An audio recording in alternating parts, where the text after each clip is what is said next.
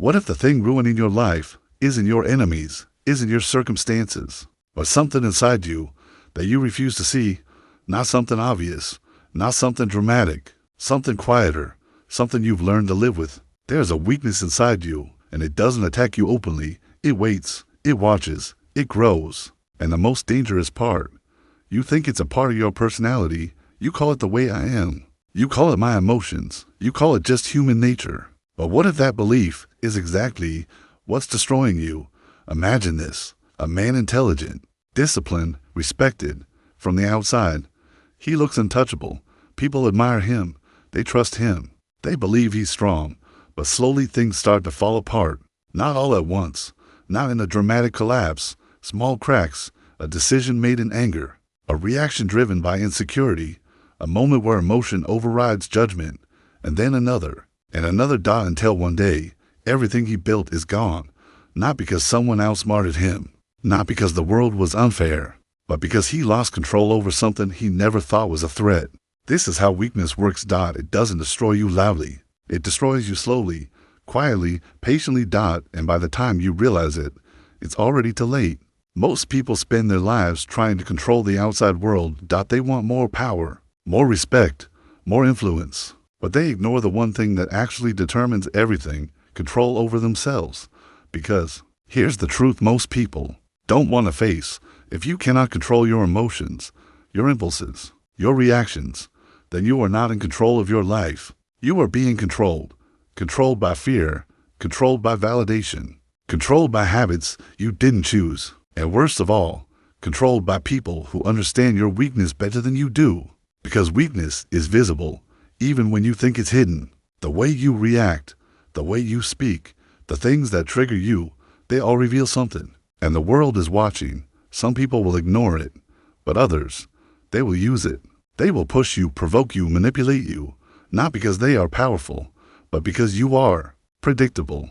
And predictability is weakness. This is the game most people don't even realize they're playing. A silent game of control where the person who understands human behavior always wins, and the one who doesn't becomes a victim of their own mind. So the question is not, are you strong? The real question is, what controls you when no one is watching? Because that is your true weakness. And if you don't crush it, it will crush you. Most people believe they are strong. They walk with confidence. They speak with certainty. They present an image of control. But strength is not what you show. It's what you can control. And that's where the illusion begins. Because what most people call strength is nothing more than performance. It's loud. It's visible. It's reactive. Someone disrespects them, they respond instantly.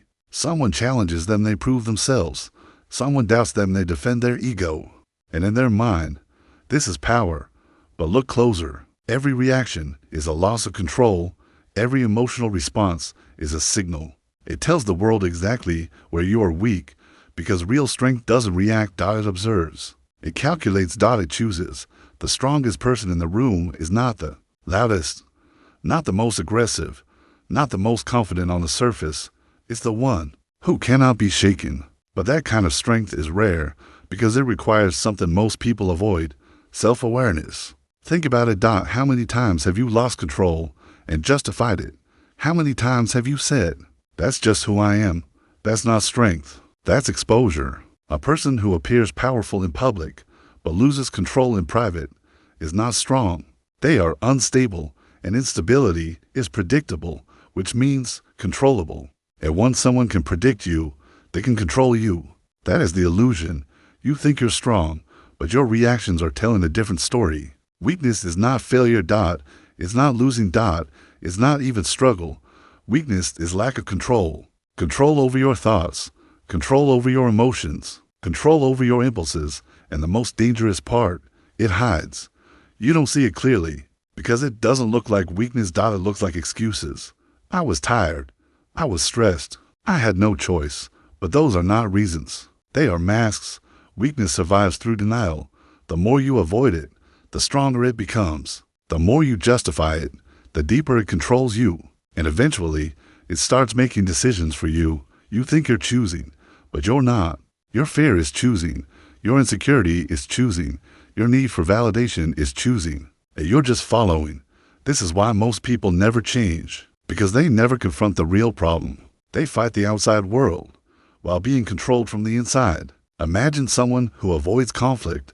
They tell themselves they are peaceful, but in reality, they are afraid, and because of that fear, people walk over them, manipulate them, control them, not because those people are powerful, but because the weakness was never confronted. The truth is simple. What you refuse to face will control you, and the longer you ignore it, the stronger it becomes. Your emotions are not the problem. Your lack of control over them is. Most people don't realize this. They believe emotions are something that just happen, something uncontrollable, something natural. And because of that belief, they surrender to them. They get angry and they express it instantly. They feel insecure and they seek validation. They feel disrespected and they react without thinking. But every reaction is information. It reveals what controls you. Think about it carefully. If someone can make you angry whenever they want, who is really in control? If someone can trigger your insecurity with a single sentence, who holds the power? This is the truth most people ignore. Whoever controls your emotions controls you. And control doesn't require force. It only requires understanding. A skilled manipulator doesn't need to dominate you physically.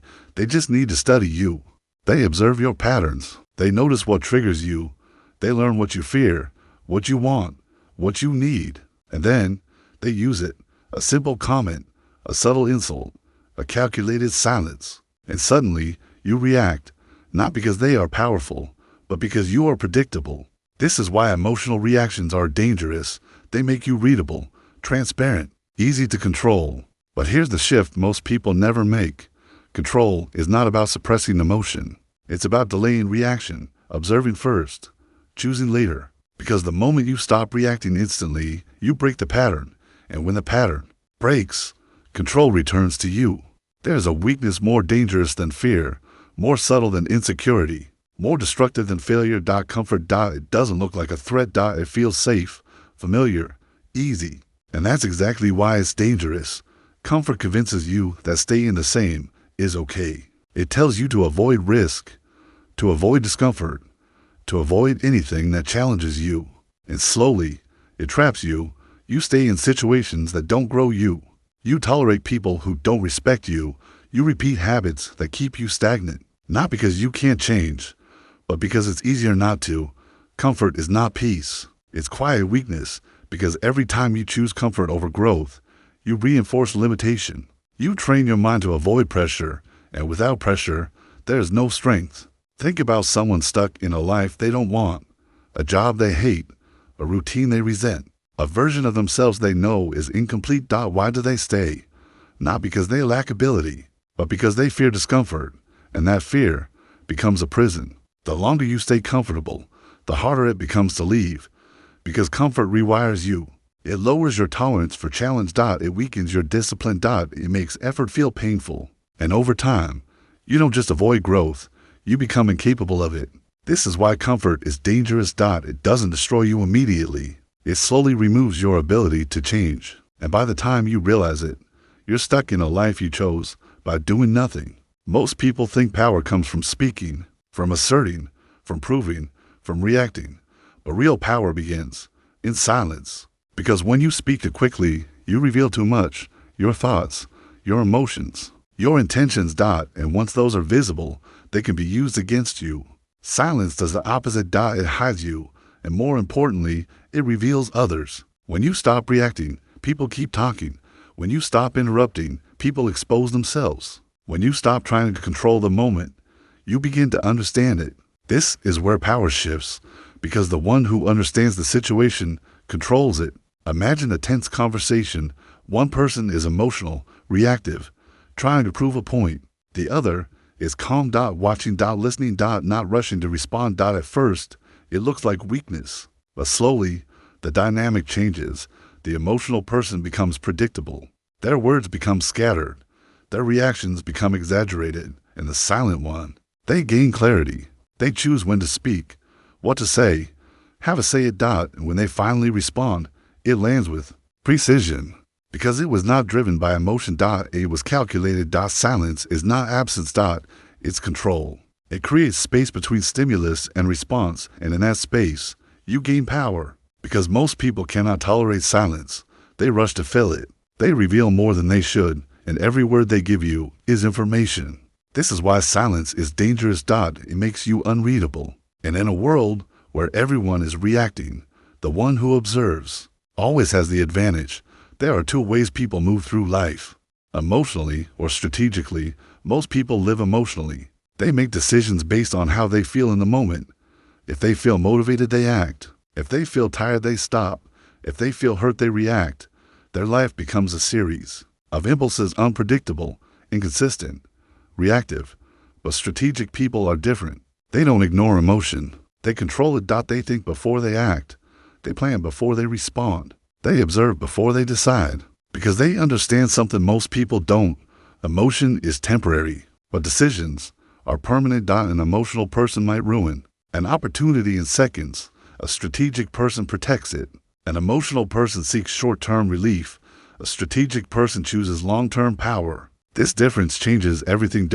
Because when you live emotionally, you become controlled by circumstances. Your environment dictates your actions. Your mood dictates your direction. But when you live strategically, you control your response. No matter the situation. Think about someone who gets insulted. An emotional person reacts instantly. They defend. They argue. They escalate. A strategic person pauses. They assess the intention. They evaluate the outcome. They decide if a response is even necessary. Sometimes, the strongest move is no move at all. This is the shift from reaction to decision. From impulse to control. And once you make that shift, you stop being predictable. And unpredictability is power. The more you need something, the more power it has over you. This is one of the most uncomfortable truths to accept. Because people are taught to care deeply. To attach, to invest, to hold on. But attachment creates vulnerability. When you care too much about an outcome, you lose control over your behavior. You become anxious, reactive, desperate, and desperation is visible. It changes how you speak, how you act, how you decide. It lowers your standards. It makes you tolerate things you normally wouldn't, all because you're afraid to lose something. This applies everywhere. In relationships, in status, in approval. The one who cares more loses power because they become dependent, and dependence creates fear. Fear of losing, fear of rejection, fear of being alone. And fear controls you. Detachment is not indifference. It's control over how much something affects you. It means you can care without losing yourself. It means you can walk away without breaking, because your stability doesn't depend on external things. Imagine the people in a relationship. One needs constant validation. The other is secure. Who has the power? The one who can leave. Not because they want to, but because they can. Detachment gives you that ability. It removes emotional pressure. It allows you to think clearly. To act without fear. And when you are not controlled by the outcome, you become dangerous. Because now you choose. Weakness is not the end. It's the beginning if you know how to use it. Most people try to hide their weaknesses. They ignore them, deny them, avoid them. But that only makes them stronger. Because anything hidden controls you. But once you see it clearly, it loses power. Awareness changes everything. When you recognize your patterns, your triggers, your reactions, you create distance. And in that distance, you gain control. Now you can predict yourself. And if you can predict yourself, you can change yourself. This is where weakness becomes strategy. Because the same thing that once controlled you can now be used by you. If you know you get angry easily, you prepare for it. You slow down your response. You remove yourself before reacting. If you know you seek validation, you become aware of it. You stop chasing approval. You start defining your own standards. Every weakness has a pattern, and every pattern can be broken, but only if you stop lying to yourself. Because transformation doesn't come from motivation. It comes from honesty, brutal, uncomfortable honesty. The kind that forces you to admit, this is where I lose control. And once you identify that point, you can build control around it. That's strategy, not perfection, not elimination, but awareness, followed by discipline. And when you reach that level, your weakness is no longer a liability. It becomes an advantage. Because now you understand yourself better than anyone else can. Control is not a talent. It's a practice, something you build daily. Because knowing your weakness is not enough. You have to train against it. Every single day. In small moments. In invisible decisions. When no one is watching. That's where discipline is formed. Not in big actions, but in consistent restraint. Choosing not to react. Choosing to stay focused. Choosing to do what is difficult instead of what is easy. At first, it feels unnatural because your mind is used to comfort, used to reacting, used to taking the easy path. But discipline rewires that. It creates a new standard, a new baseline of behavior, and over time, what was once difficult becomes normal. This is how control is built, not through motivation, but through repetition, because motivation fades, emotion changes, but discipline stays. Think about someone who is truly in control. They don't rely on how they feel. They rely on what they've trained themselves to do. Their reactions are intentional. Their behavior is consistent. Their mindset is stable.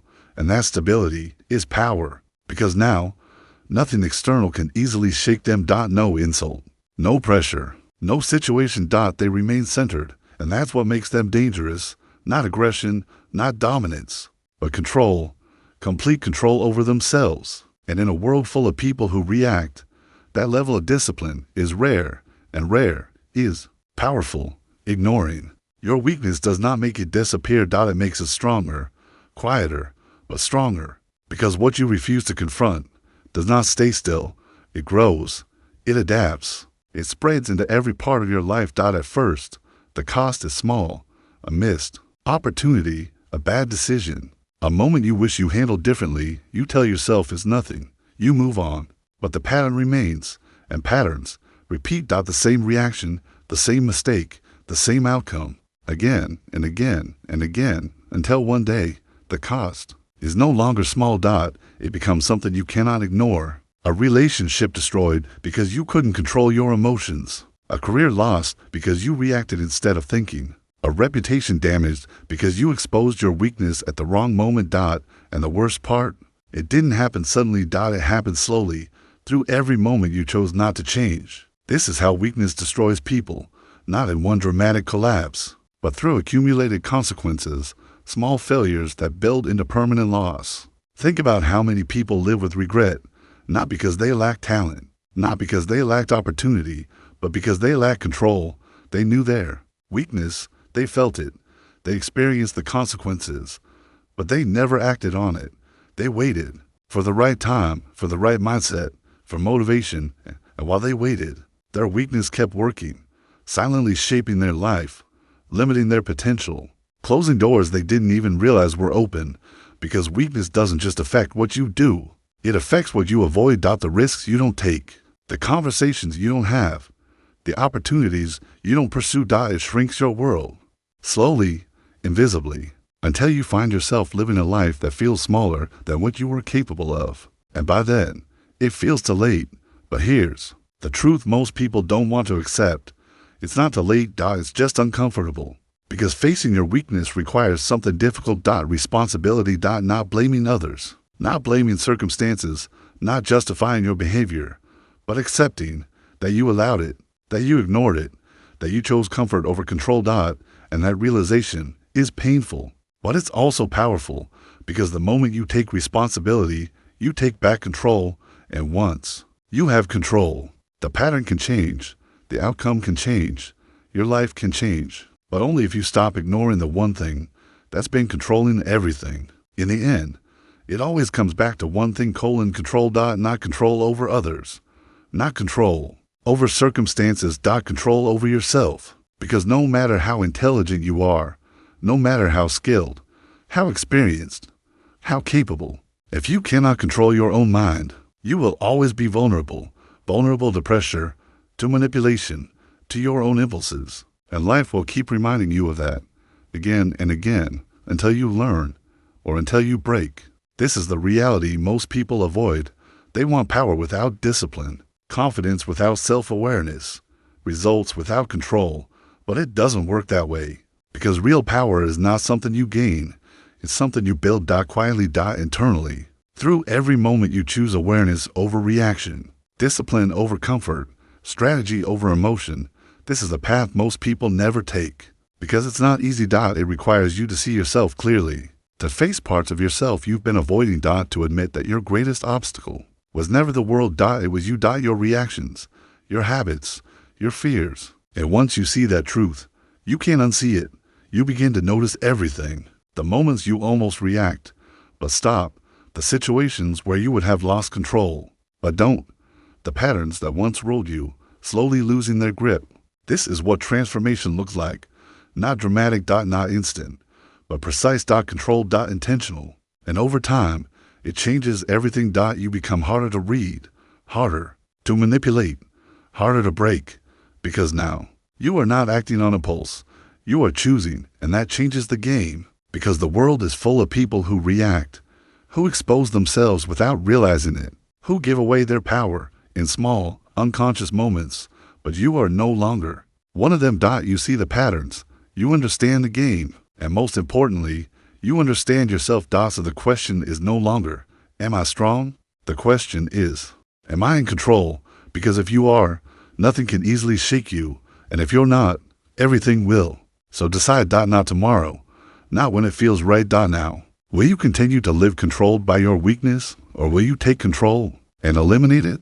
Because in this silent battle, there are only two outcomes. You master yourself, or you become mastered. And once you understand that, you will never see yourself the same way again.